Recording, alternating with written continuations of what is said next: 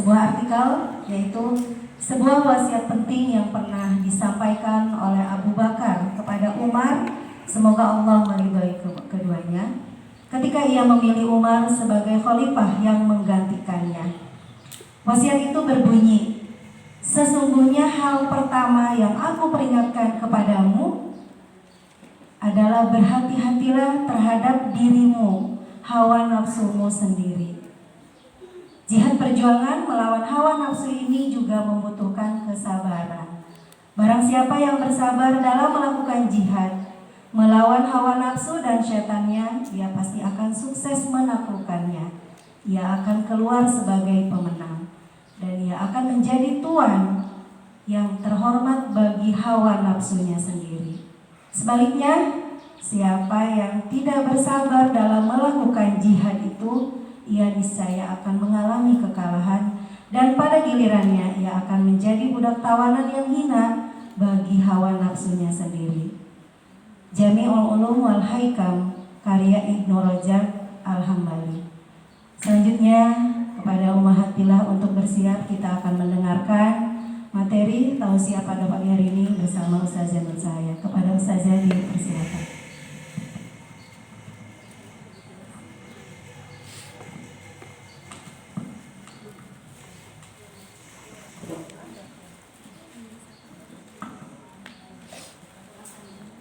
Quran sesuai dengan bulan ini ya, Ramadan Syahrul Quran, merupakan bulan diturunkannya Al-Quran ya. Di bulan ini pula lah ya, banyak orang yang kembali kepada Al-Quran, yang biasanya membaca Al-Quran tidak sampai khatam, di bulan Ramadan khatam ya. Yang tadinya 1 kali kemudian menjadi 2 kali, 3 kali dan seterusnya khatam. Dan ini adalah merupakan Syahrul Quran ya. Kita kembali bagaimana dengan puasa yang kita lakukan ini, kita berusaha untuk mensucikan jiwa kita, mentarbiyah jiwa kita ya, mentarbiyah jiwa kita ya dengan Al-Quran ini. Karena kita tahu Al-Quran itu adalah sumber kekuatan ya yang luar biasa ya. Sumber kekuatan yang luar biasa yang tidak ada tandingannya ya, Al-Quran itu yang tidak ada tandingannya ya bagi keimanan kita ya, Al-Quran ya, yang dibawa oleh Rasulullah Muhammad Sallallahu Alaihi Wasallam ya. Kita ucapkan salawat kepada beliau Rasulullah Muhammad Sallallahu Alaihi Wasallam ya, yang dengan melalui beliau ya, Al-Quran ini sampai kepada kita sampai hari ini ya, dan ini menjadi sumber kekuatan kita ya dalam mentarbiyah jiwa kita ya. Seperti di surah Quran Al-Imran ya, Rabbana innana sami'na munadiyan yunadi lil iman an aminu bi rabbikum fa amanna ya Rabb kami ya, sesungguhnya kami mendengar, innana sami'na munadiyan, sesungguhnya kami mendengar seruan ya, yunadi lil iman ya, seruan pada keimanan, an aminu bi rabbikum ya, untuk beriman kepada Rabb kalian, rabbikum fa amanna, lalu kami beriman ya. Jadi dengan Al-Quran ini jadi sumber kekuatan yang untuk keimanan kita. Kita mendengar dan kita beriman dengan apa yang diserukan ya dari Al-Quran ini ya. Jadi punya kekuatan pengaruh yang besar sekali pada hati seseorang itu Al-Quran ini ya. Ketika kita mendengarkan Al-Quran, ketika kita membaca Al-Quran ya, itu pengaruhnya sangat luar biasa ya. Bagaimana kemudian supaya Al-Quran ini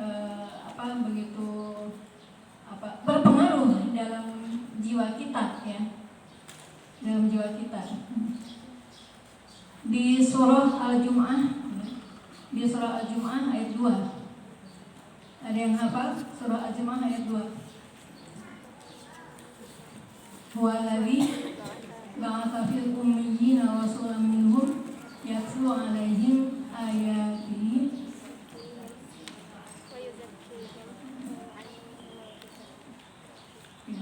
wa yuzakihim wa yu'allimuhumul kitaba wal hikmah wa in kanu min qablu lafi dhalalin mubin. Di surah Al-Jumu'ah ayat 2 ya.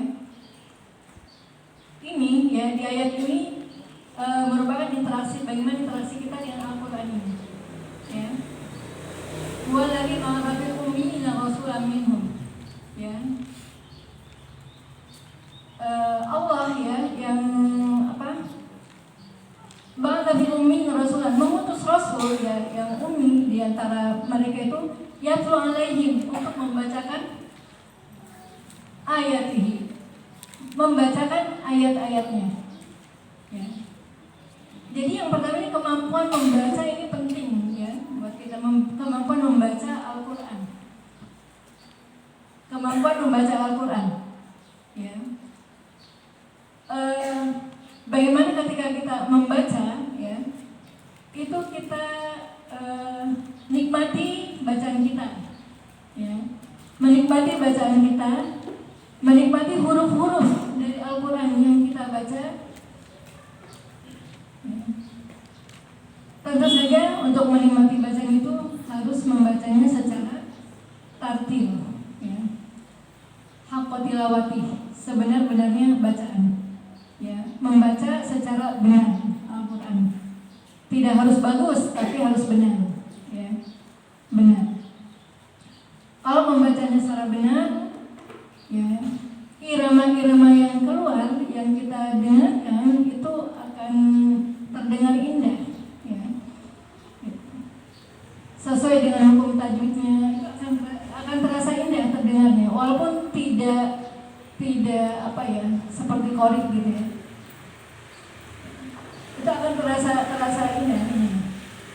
Irama yang kita dengarkan itu, yang kita baca itu. Ya. Kemudian juga ya, ketika kita membaca ya secara benar ya, sesuai dengan tajwidnya gitu ya. Ketika dibacakan itu ya, di ayat yang lain ya, surah Al-Anfal ya, wa idza tuliyat ayatu zadatuhum imanan, akan bertambah keimanan kita. Akan bertambah keimanan ketika dibacakan ayat-ayat Al-Qur'an. Ya. Akan bertambah keimanan ketika dibacakan ayat-ayat Al-Qur'an. Ya. Ini kenapa? Karena kemampuan ya, kemampuan kita membaca ya. Kemudian juga kemampuan kita mendengarkan ya bacaan ya. Ini sangat berpengaruh kepada hati kita. Ya. Kepada hati kita. Sangat berpengaruh. Ya.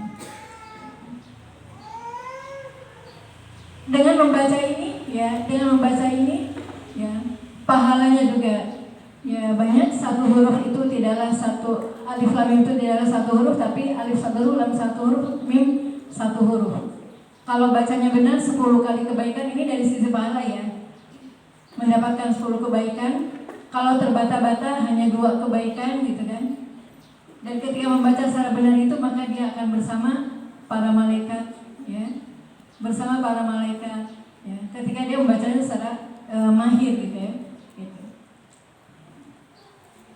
Jadi yatlu alaihim ayatuhu ya. Nah, kalau misalnya kita sudah punya kemampuan untuk membaca ya, kemampuan untuk baca, karena gini ya logikanya, kalau kita tidak bisa membaca Al-Qur'an, bagaimana kita akan Al-Qur'an itu akan masuk ke dalam diri kita, ke dalam jiwa kita, kalau kita belum punya kemampuan untuk membaca, gitu ya. Ya, makanya ini penting ya untuk membaca ini. Kemudian wa yuzakihim ya. Kemudian kita menyiapkan jiwa kita ya, menyiapkan jiwa kita untuk apa? Untuk supaya kita bisa merespon ya, merespon makna dari bacaan Al-Qur'an ya. Jadi menyiapkan jiwa kita, wa yuzakihim. Dengan cara apa kita menyiapkan jiwa kita? Ya, di surah Al-Muzammil ya. Ya, Allah berfirman, ya ayyuhal muzammil qumil laila illa qalila nisfahu aw inqus minhu qalila aw zid alaihi wa rattilil qur'ana tartila. Ya. Di surah Al-Muzammil itu cara kita menyiapkan jiwa kita, ya, supaya jiwa kita itu bersih. Ya ayyuhal muzammil qumil laila qiyamul lail, bangun di waktu malam walaupun sedikit, nisfahu atau separuhnya atau lebih sedikit dari itu, ya, awintus auzid atau lebih alaihi warattil qur'ana tartila, dan kita bacalah Al-Quran secara tartil. Itu menyiapkan jiwa kita, ya. Qumil lail, bangun malam, kemudian kita mulai sholat malam, kemudian membaca Al-Quran, warattil qur'ana tartila. Itu sebagai bentuk penyiapan jiwa kita, supaya kita bisa merespon makna dari ayat-ayat Al-Quran yang dibacakan tersebut. Ya. Kemudian di surah Al-Mudaththir, ya ayyuhal mudaththir qum fa'anzir wa rabbaka fakabbir wa thiyabaka fatahhir wa rujza fahjur wa la tamnun tastakthir wa li rabbika fasbir. Ya ayyuhal mudaththir qum fa'anzir, bangun dan berilah peringatan. Wa rabbaka fakabbir, dan Tuhanmu agungkanlah. Waru jaza fahjur, wa thiyabaka fatahhir, dan sucikan pakaianmu, bersihkanlah pakaianmu. Waru jaza fahjur, dan waru jaza fahjur, meninggalkan perbuatan-perbuatan yang keji, ya, yang tidak baik, ya. Wala kamu tastaktir, dan janganlah kamu memberi karena ingin mendapatkan balasan yang lebih banyak. Jadi ini juga merupakan bentuk penyiapan jiwa, ya. Seperti misalnya wathiyabaka fatahhir, dan bersihkan pakaian. Jadi ketika kita bangun malam, ya, itu kita tidak langsung ambil wudhu dan sholat, tapi bersihkan dulu. Artinya kita bersuci dulu, kita mandi dulu, bersihkan dulu, gitu, ya, baru kemudian kita melakukan sholat, ya. Berarti itu butuh berapa lama waktu kita untuk bisa sholat malam itu? Karena kita harus mensucikan diri kita dulu, gitu, ya.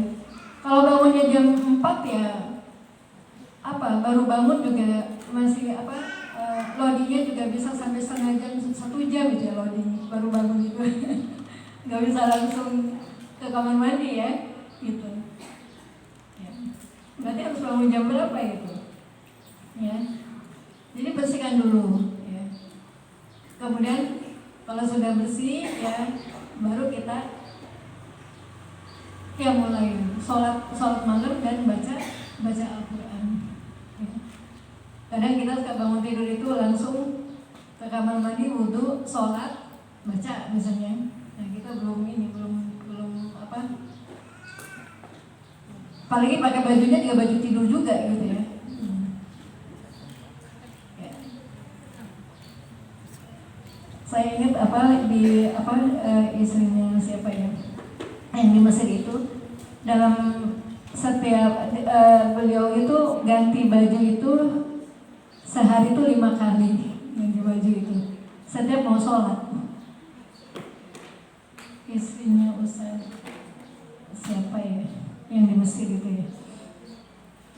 Jadi setiap mau sholat itu ganti baju, mandi ganti baju, gitu, ya, setiap mau sholat itu, Masya Allah. Kalau kita kan minimal sehari 2 kali, ya, pagi dan sore.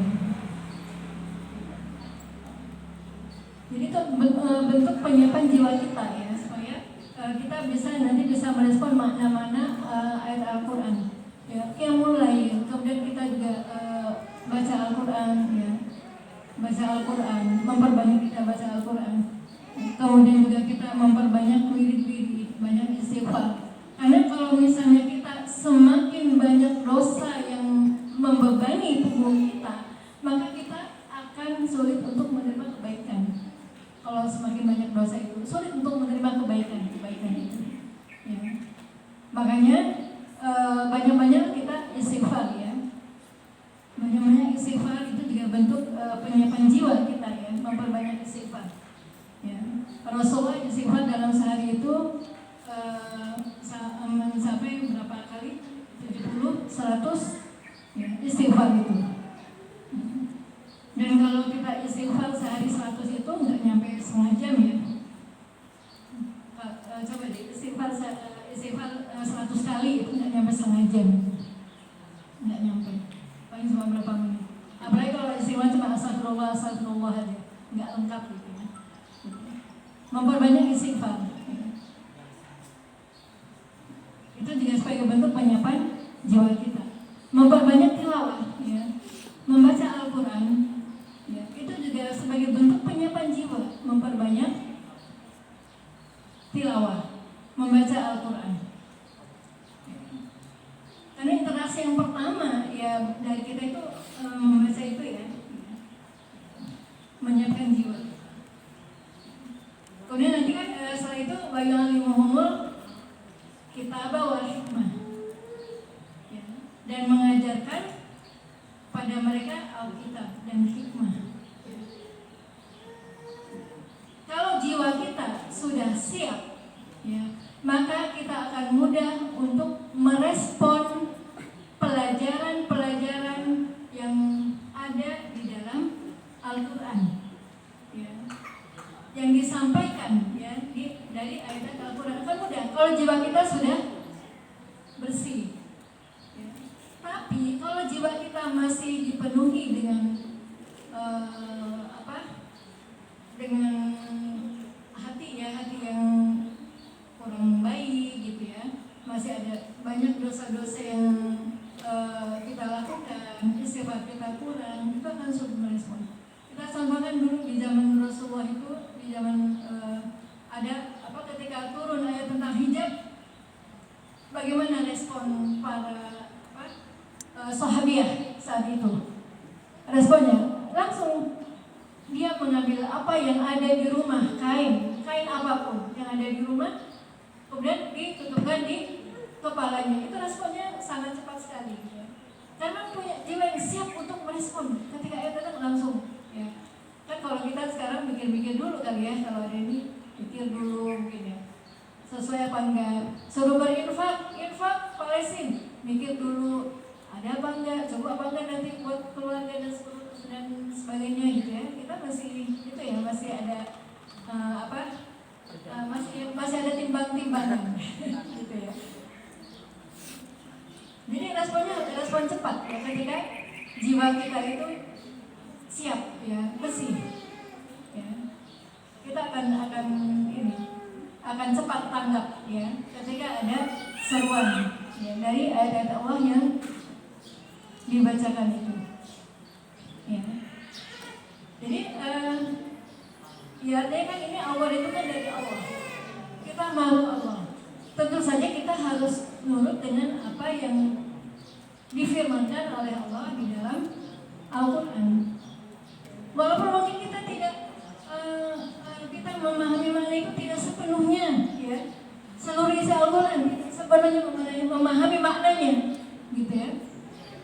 Tapi ya ketika ada satu ayat yang sampai kepada kita ya, respon kita cepat, dan itu bisa respon yang cepat itu karena jiwa kita mau menerima kebaikan, jiwa kita siap untuk merespon makna dari ayat-ayat Al-Quran yang sampai kepada kita ya. Tadi itu di surah Al-Muzammil, surah Al-Mudaththir ya, itu arahan-arahannya supaya kita siap merespon, siap menerima beban ya, siap melaksanakan amanah-amanah ya, tugas-tugas dakwah gitu ya. Ya, itu ini di surah Al-Muzammil dan surah Al-Mudaththir tadi. Jadi Al-Quran itu memang Al-Quran itu seperti ruh ya. Ruh dalam jiwa kita Al-Quran itu seperti ruh. Pengaruhnya sangat besar sekali, ya. Sangat besar sekali buat jiwa kita, buat tubuh kita, sangat besar sekali.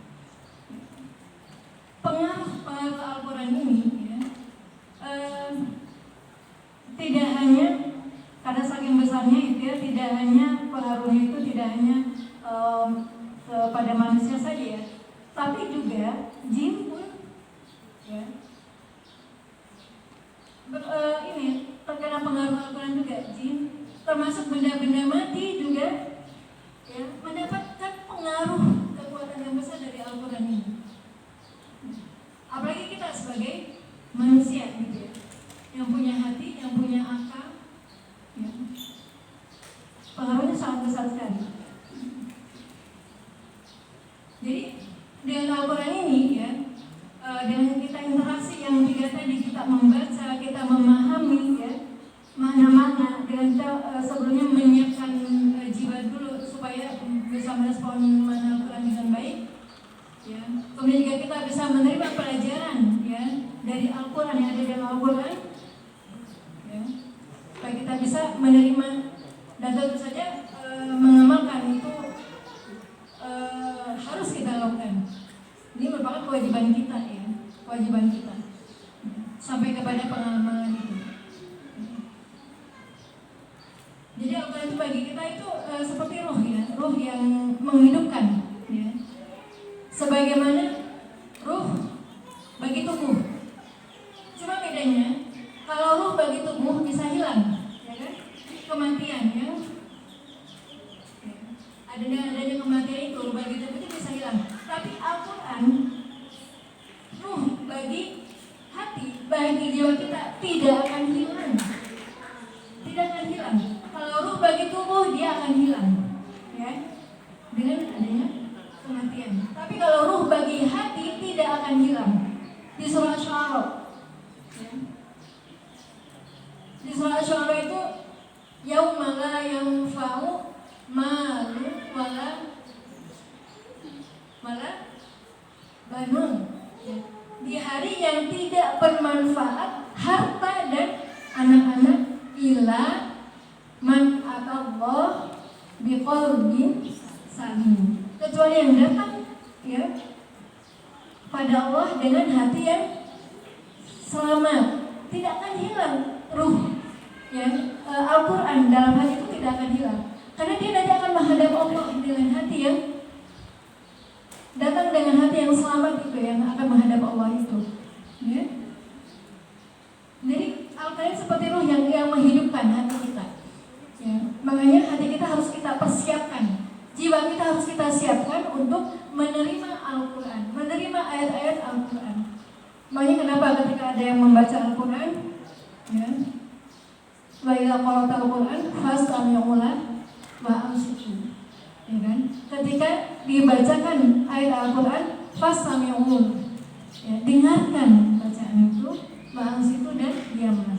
Supaya apa? La'allakum turhamun, supaya kalian mendapatkan rahmat. Kadang kita kalau ada yang baca Al-Quran kita amin gitu, ya, gitu. Padahal semuanya kata Allah kalau ada yang dibaca Al-Quran tuh dengarkan dan diamlah supaya kalian mendapatkan rahmat, ya. Ini yang dilakukan oleh siapa?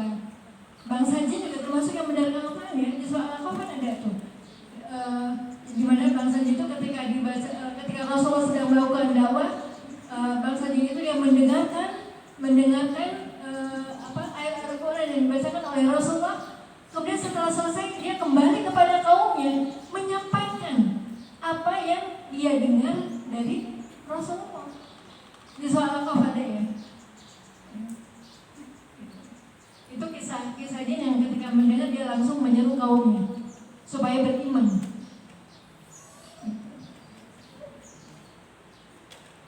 Itu pengaruhnya luar biasa, ya, Al-Quran itu bagi hati kita itu.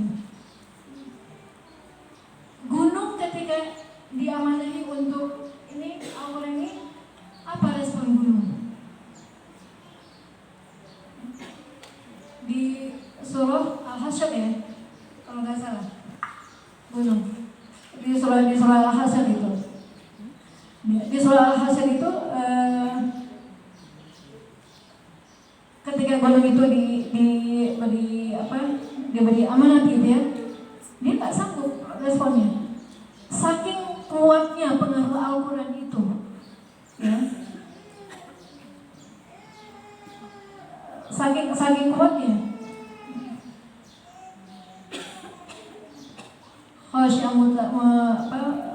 Law anzalna hadzal Qur'an di surah Al-Hasyr, law anzalna hadzal Qur'an ala jabalin la ra'aitahu khashi'an mutasaddian, ya, min khasyatillah, ya. Jadi takut, ya, karena sangat besar, ya, amanahnya, gitu. Kita manusia yang diamanahi, ya, untuk menjaga Al-Quran, ya, walaupun tidak perlu penjagaan, ya, karena Allah lah yang akan memelihara Al-Quran.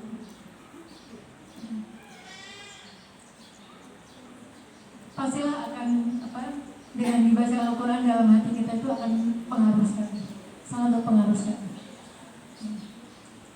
Kita baca, kita pahami artinya, ya, kemudian kita amalkan, ya, bahkan kalau perlu harus kita sampaikan kembali kepada orang lain, sampaikan lagi kepada orang lain, ya. Ibaratnya gini, kalau ketika kita menerima ilmu, ya, menerima ilmu itu ada tiga karakter, ya. Ketika kita mendapatkan ilmu, itu seperti tanah yang subur. Ilmu itu seperti tanah yang subur, seperti tanah, ya. Tanah itu ada tanah yang subur, ada tanah cerdas, ada tanah yang tandus, gitu ya. Kalau tanah yang subur itu, ya, tanah yang subur itu ketika disirami dengan ilmu, ya, maka dia tanah itu akan, ketika disirami air hujan, gitu ya, dia akan tumbuh tanaman-tanaman dengan subur, dan buahnya kemudian ketika dia berbuah dia dimanfaatkan oleh yang lain, dan terus mengalir, ya. Airnya juga, air yang masuk ke dalam tanah juga terus mengalir, gitu ya, tidak akan berhenti, ya. Itulah ketika kita mendapatkan ilmu, kita amalkan, kemudian kita sampaikan kembali kepada orang lain, dan terus mengalir terus ilmu tersebut, ya. Dan sampai hari ini kita mendapat ilmu dari siapa? Dari mereka-mereka, ya, para mereka-mereka yang seperti tanah yang subur itu.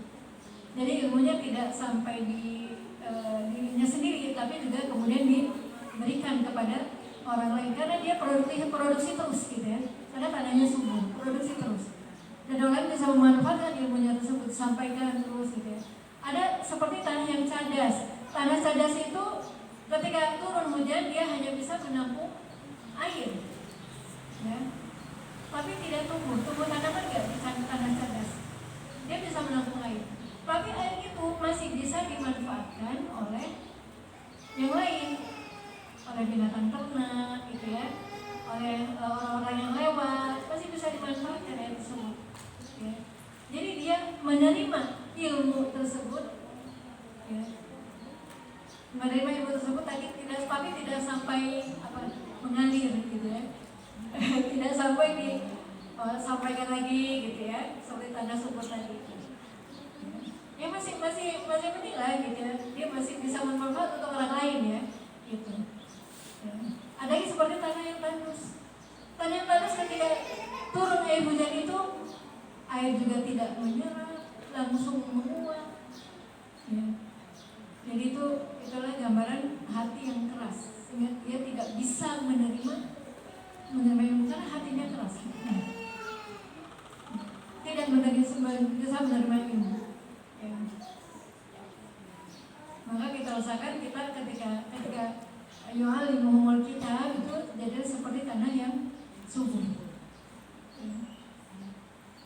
Kita langsung merespon ya, pelajaran yang kita dapatkan, ayat Al-Quran yang kita dapatkan langsung kita respon ya, kemudian kita sampaikan lagi kepada orang lain dan itu akan terus mengalir ya. Ilmunya akan terus mengalir di apalagi kalau orang yang mendapatkan dari kita pun akan melaksanakan juga apa yang dia dapatkan gitu ya, mengamalkan kembali ya. Jangan seperti yang panah yang tandus tadi ya. Ketika ada didengarkan ayat dia langsung menolak atau tidak mau menerima gitu ya. Na'udzubillah ya. Atau kita banyak alasan gitu ya misalnya.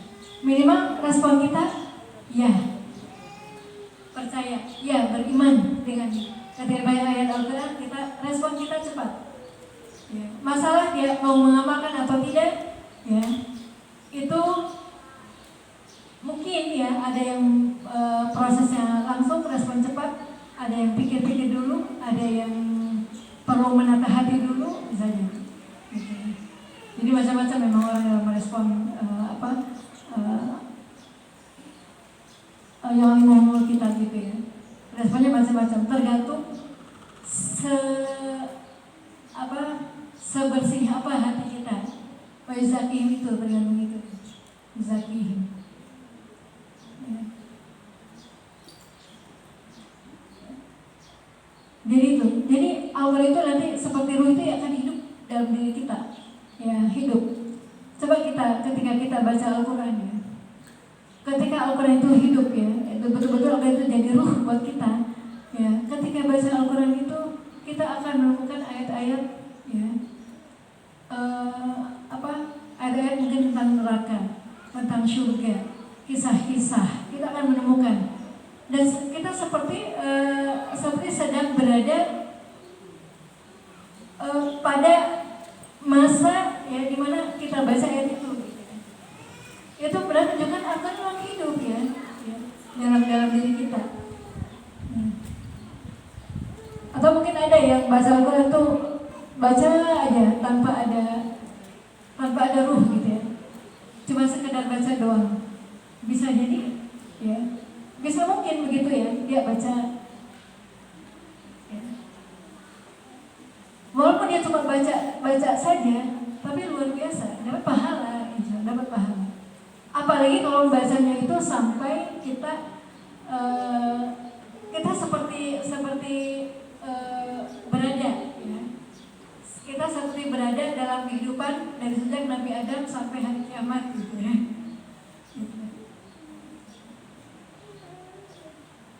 Paling nggak ketika kita baca Quran itu, ketika menemukan ayat tentang an-nar, kita berdoa ya. Kita berdoa Allahumma ya, apa yang kita bisa lah, jauhkan dari api neraka gitu ya.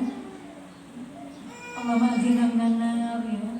Ketika kita menemukan tentang surga, Allahumma inni as'aluka ula minal jannah misalnya. Ketika kita menemukan ayat apa yang kita tahu itu artinya ya, kita berdoa minta sama Allah gitu ya. Kayak misalnya di soal Ghasyiyah, summa inna alaina hisabahum misalnya, kita berdoa ya, Allahumma hasibna hisaban yasira.